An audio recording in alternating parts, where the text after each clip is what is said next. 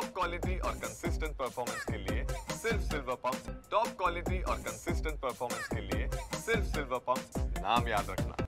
मुख्यमंत्री देवेंद्र फडणवीस गडचिरोलीच्या 2 दिवसीय दौऱ्यावर आले असून या ठिकाणी काल त्यांनी अनेक भागामध्ये दौरे केले। विशेष बाब म्हणजे कवंडे या गावामध्ये जाऊन त्यांनी पोलीस चौकीची पाहणी केली, तिथे जनजागरण मेळावा घेण्यात आला। तर गडचिरोलीमध्ये आल्यानंतर सीसीटीव्ही जवानांच्या मनोबल वाढवण्यासाठी त्यांना भेट दिली आणि दुसरीकडे बघितलं तर काही नक्षलवाद्यांनी आत्मसमर्पण केलं आहे आणि दुसरीकडे जे विवाह सोहळा होता नक्षलवाद्यांचा तो विवाह सोहळ्यामध्ये सहभागी झाले आणि त्याच्यानंतर सायंकाळी जे नियोजन भवनमध्ये जे बैठक होती त्या बैठकीला सर्वात जास्त महत्त्व होतं, कारण की शहराच्या नियोजन करण्यासाठी ती बैठक ठरवली होती आणि त्या बैठकीमध्ये जे अधिकाऱ्यांनी कसूर केले असेल त्यांना खडेबोल सुनावले मुख्यमंत्र्यांनी। अशा प्रकारे संपूर्ण दौरा होता आणि रात्र या ठिकाणी पोलीस मुख्यालयातील या पोलीस विश्रामगृहामध्ये मुख्यमंत्री थांबले होते आणि याच ठिकाणी अनेक भाजप कार्यकर्ते त्यांना भेटण्यासाठी आले होते।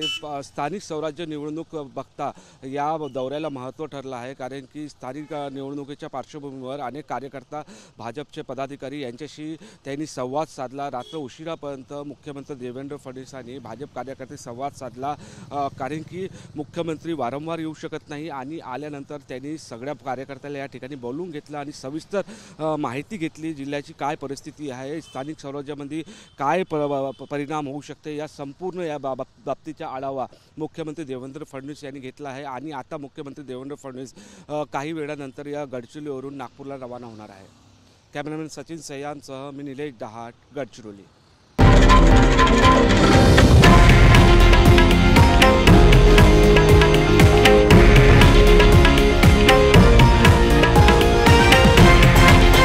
हे आहे देशातील नंबर 1 न्यूज नेटवर्क आणि आपण पाहत आहात TV9 मराठी, एकमेव।